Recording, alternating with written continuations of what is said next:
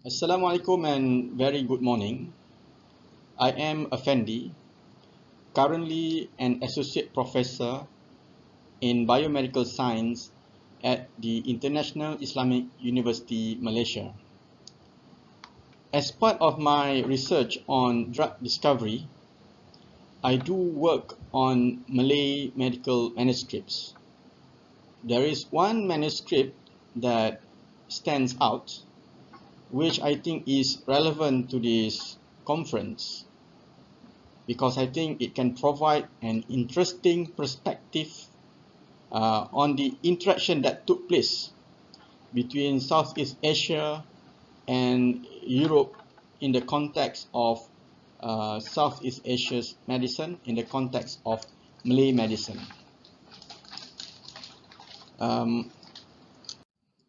The interaction between the Malay world and the Europeans has a very long history. If we look into the local historical documents like Kedah Annals, there is a mention about the establishment of the Langkasuka Kingdom by a stranded Roman prince. This is in 200 AD. Of course, more intense interaction took place during the 400 years of European colonization, which started with the fall of Malacca by the Portuguese in 1511. So colonizations has made great impact on Southeast Asia's trade, politics, etc. But how about Southeast Asian medicine? And that would be the context of my presentation. Colonization has not been kind to Southeast Asian people. The colonization has also brought in new diseases as well as new medical materials. Because of the experiences, the bad experiences that they had with the colonizers, Malays could be said to use the Portuguese and the Dutch as subjects of ridicule. And we see this when they name diseases and when they name materia medica and food. Puru peringgi, for example, which refers to syphilis, is perhaps in reference to the increase in incidence after the Portuguese made their presence in the region. It could also meant to refer to the promiscuous habits of the Europeans. With regard to materia medica, the Malays incorporated many introduced materials that was brought by the colonizers. Interestingly, most of these materials came from South America.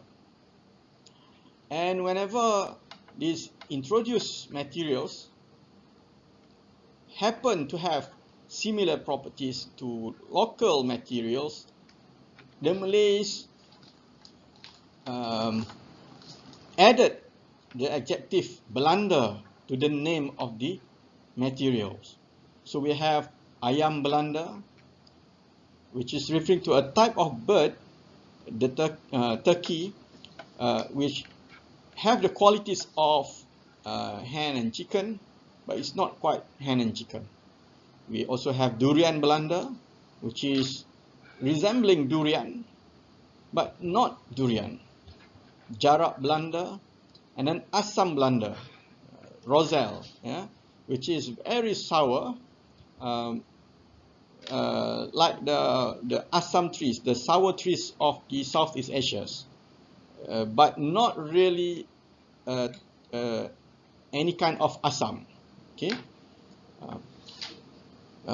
However, it is very rare to find truly European materials and techniques being referred to or used in Malay medicine. We could say more or less that the Malay people did not incorporate, perhaps they even neglect the European medicine. However, we see there are several studies that show that the opposite had taken place.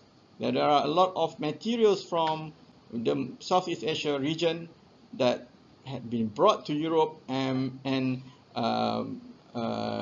became prominent. Yeah, I've been to one museum in Europe, in Hungary, for example, in Sopron, where they have asam jawa, the tamarind, cloves, cinnamon, etc., being displayed.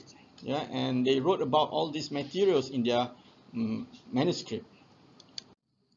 So I found this one manuscript, MSS 2996, which is the code in the catalogue of the Malay Manuscript Center at the National Library of Malaysia, Kuala Lumpur, where this manuscript is being kept. There is no date, but we estimated that the manuscript is about 100 years old. It is written in Malay language, in Jawi script, and it originated from the Riau Sultanate. There is no name of the author, and the paper is also of the modern line type. The manuscript is quite short. There are only 4 pages, including the front page. All the medicines listed are of the modern type, the modern chemical types, not herbal formulations. This is the front page of this manuscript. The title is written in Malay as Khasiat and Kaifiyyat Kotak Ubat, benefit and methods of use of the medical chest. Kotak Ubat is medical chest. Tuan Brocades and Tuan Niphal of Mr. Brocades and Mr. Niphal, Negeri Belanda of the Netherlands. The way the title is being written appears to follow the colophon tradition of Malay manuscript. It ended with the word tam, meaning complete. This is the second page of the manuscript. I would like to use it to represent the content and the format of content of the manuscript. In red, this is the sequence number of the entry, and it uses Roman numerals, and number 1, 2, 3, etc. In yellow, this is the referring to the number written on the bottle. Interestingly, here the Roman numeral is not used, but it uses European Arabic numeral. In green is the type of medication. And this is written in a very nice handwriting, but in Dutch, showing that whoever wrote it was quite scholarly. Okay, and then the last part, or the way that the entry, the last part of the entry, which has been highlighted in purple, is the part where it tells us about the purpose and method of use of the medications, including the dose in the modern format. This part is written completely in Jawi. Yeah? So we see that this manuscript incorporated Jawi script as well as the Roman script, and also use modern numerals, a departure from previous Malay manuscripts. The content, the medication used are totally modern, Yeah, it does not contain any of the traditional Malay medicine. Okay, so the same format is being used to write the rest of the formulations, the medications, on page 2, on page 3, and also on page 4. Okay, so that's the end of the manuscript. There are a total of 14 medications being used for different type of conditions. Chiefly, we can see usage for cleaning the wound, diarrhea, respiratory complaints, cough, fever. So all of these are common tropical problems. It appears that the selected medication for this particular medical chest, yeah, is geared for use in the tropical region. That's the general um, thing that we can make out of the list of the chemicals. Okay. So, as I mentioned, the manuscript presents a departure from all other previously known Malay-Jawi manuscript on medicine. There are a lot of questions being raised. Firstly, why was it written? Was it mere curiosity? Or was it used as an aid memoir? Or was it used to serve specific function? Who wrote this manuscript? Was it copied from an instruction booklet or from the dictate of Dutch doctors or from knowledge of a trained native person? It also raises the questions on the identity of the two Dutch men mentioned on the cover page. Were they Dutch doctors? What type of interaction took place? And what kind of medical chest, Kotak Ubat, was being described?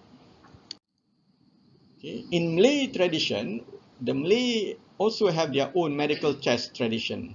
They carry medical chests especially if they are fishermen and sea traders. The Malay medical chest is an ornately decorated wooden chest, which could also act as buoy.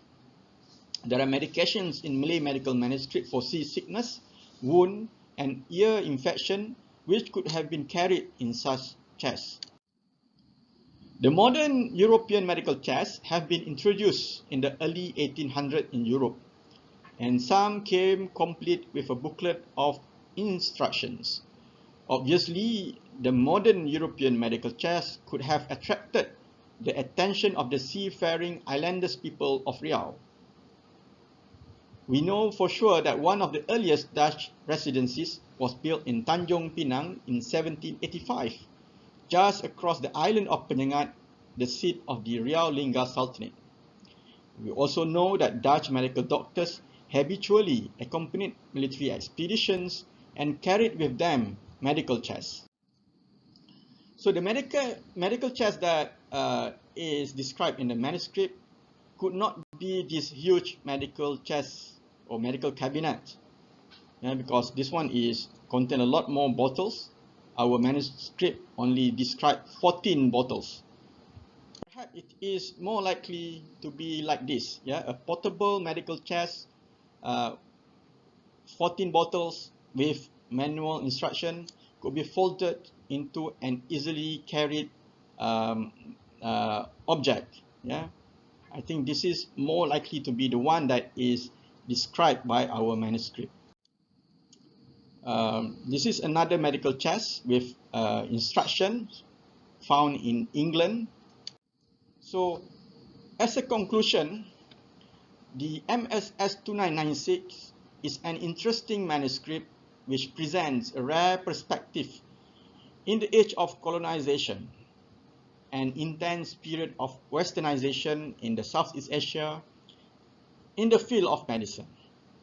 Although it raises more questions than answers, it also provides some insights on how modern medicine was practiced and interacted with the local culture in the region a tenuous link to the period when traditional medicine started to lose an edge against Western medicine.